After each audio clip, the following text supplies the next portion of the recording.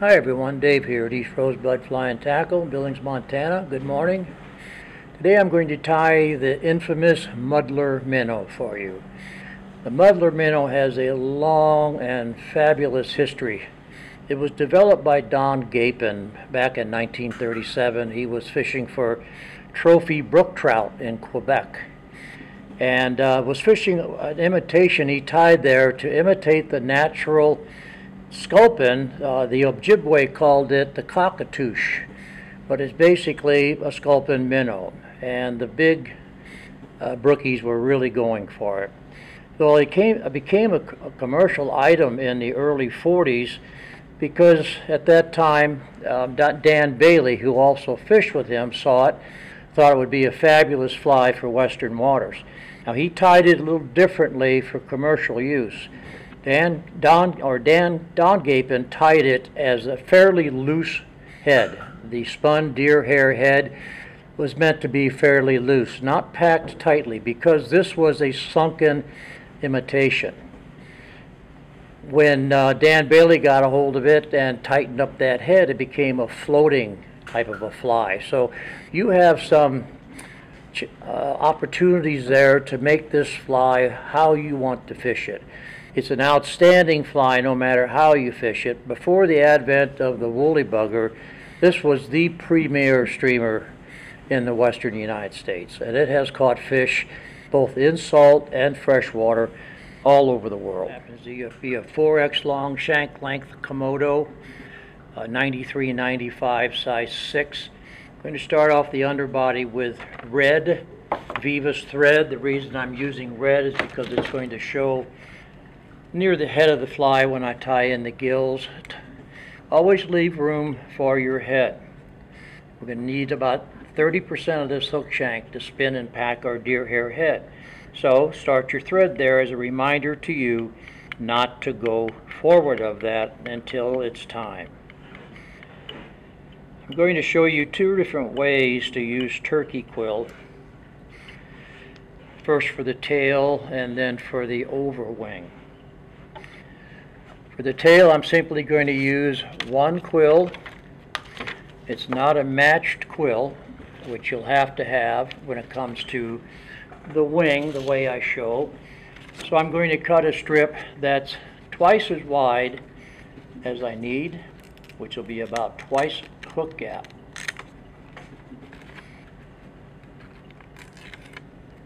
Like that. And then simply fold it. Fold it shiny side to shiny side, like so.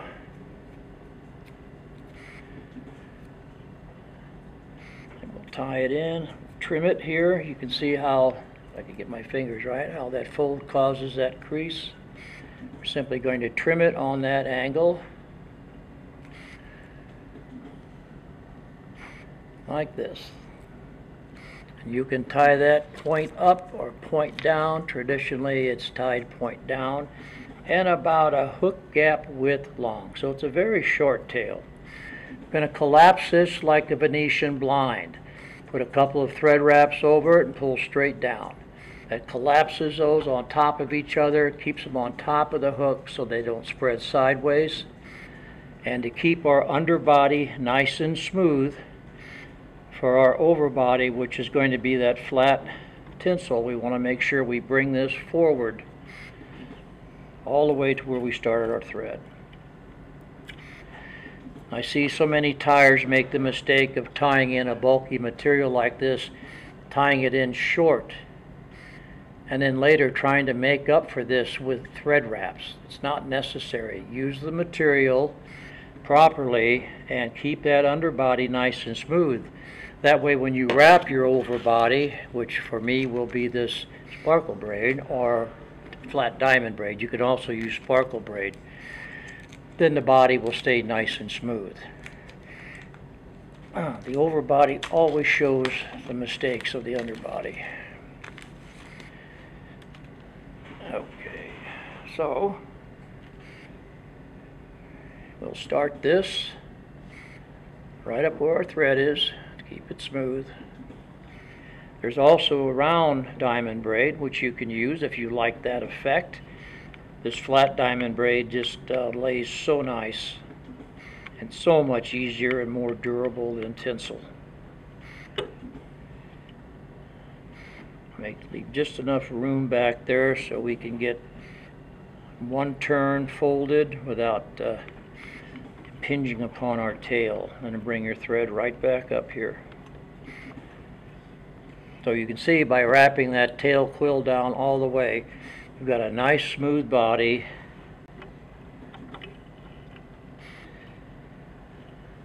In fact, why don't I just do it like this?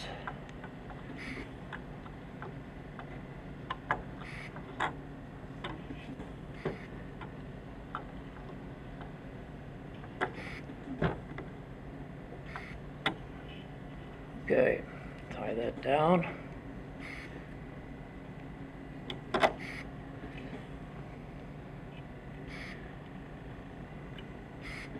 Trim it off and clean up that butt end. Again, remember we have this thread here at the 70% point, which is right where my points of my scissors are. We do not want to go forward of that till we're ready to tie the head.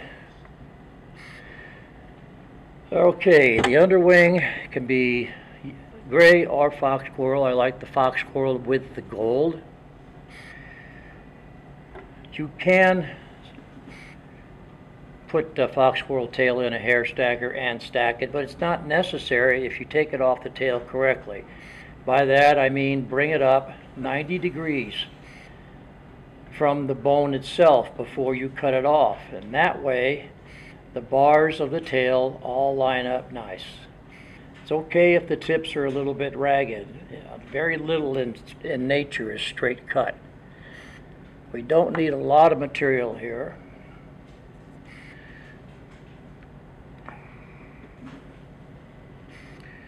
We're going to tie. Now remember, all tail material, squirrel tail, calf tail, is solid hair. Unlike deer hair that's hollow and will compress when you put thread pressure on it, squirrel tail is very, very slick.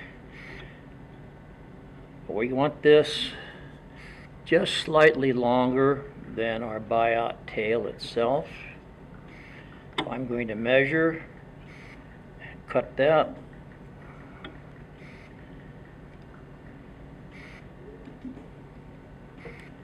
Several tight thread wraps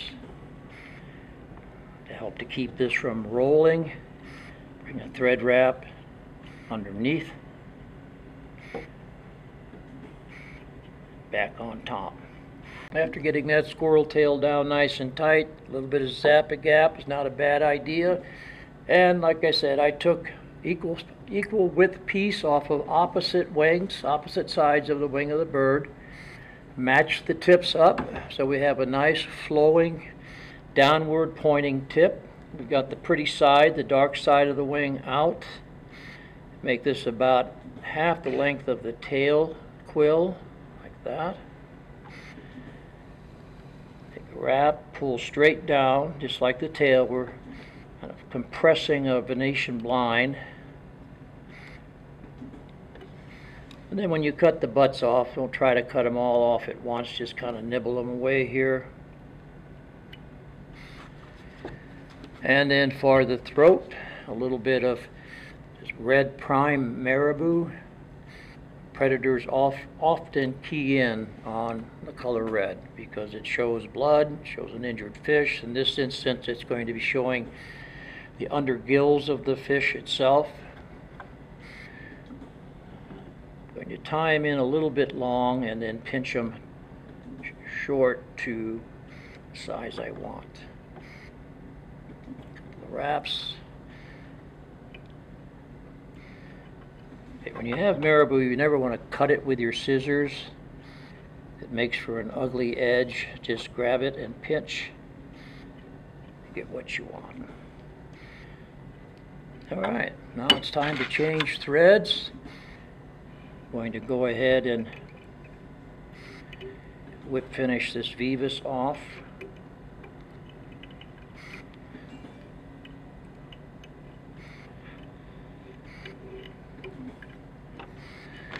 And change to GSP. I don't like to wrap over or try to spin hair over a thread base. I know there are people that says that they can and they do fine. Everybody has their own method. And GSP is slick enough that if you put it down as a thread base, you could probably get away with it. I prefer to just start it here at the back. The deer hair I'm using is spinning deer hair, and really all that means is that you have a long shaft. The shaft is what's hollow on this hair. The tips are solid. If you can see the little squiggly lines in that hair, that shows you that it's a hollow hair, which is what we want. The length of it just depends on your need. I really don't need this long of a hair here, but I have it and it works. The first part we're going to make is the collar. For that, cut off a pretty substantial amount of hair here, about pencil width. Clean it up well, all the short hairs, all the fuzzies. If you don't do that, it's not going to stack.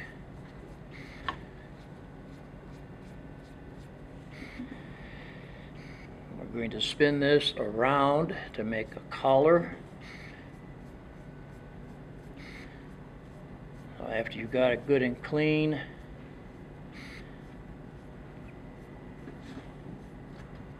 go ahead and put it in the stacker. Make sure that your stacker is wide enough that the hair isn't cramped in it. You want the hair to be able to move. Now I want the tips of the hair flowing back towards the fly, so I'm going to take it out of the stacker with the tips pointing back. To make it easier to locate my collar when I end up trimming the hair, I'm going to cut some of this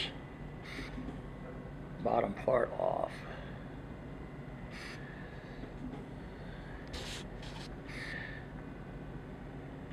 Alright, you can make the collar as long as you want. Traditionally, it's about to the point of the hook.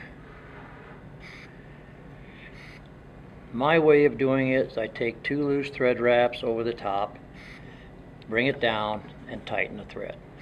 At the same time you're tightening, let go and allow the hair to spin around the hook shank. A couple of more tight turns exactly in the same place. Wiggle your hair through to the front, and then, where's my hair packer? Pack it back a little bit, just so I can see what I'm doing. Alright, the best way to use a packer and not cut your thread, I'm going to take a couple of thread wraps here, is to pack a knot. I'm going to put a 1/2 hitch in here, and then press the packer against the knot itself and push that back into there. That really helps to compact it. At this point, it's not a bad idea to trim your hair a little shorter here, because when you trim the head, it will make locating the collar easier, and you won't trim your collar off when you're trying to just trim up your head. I could have also cut the deer hair a little shorter before I tied it in, but then I have problems holding on to it. Okay, so we're going to get this packed back.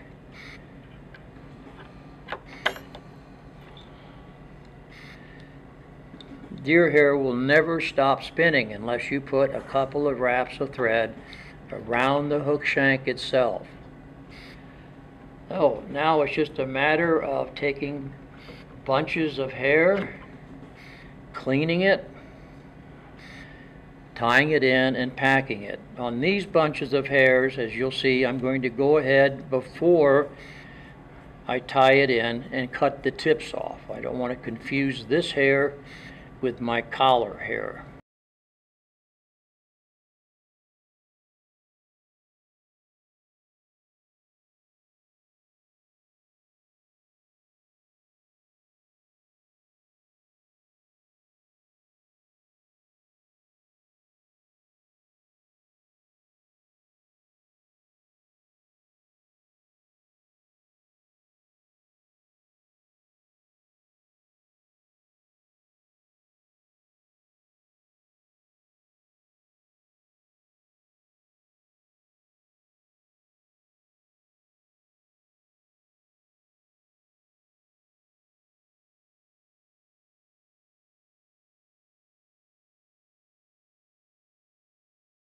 Bring your thread forward, several wraps, and then whip finish.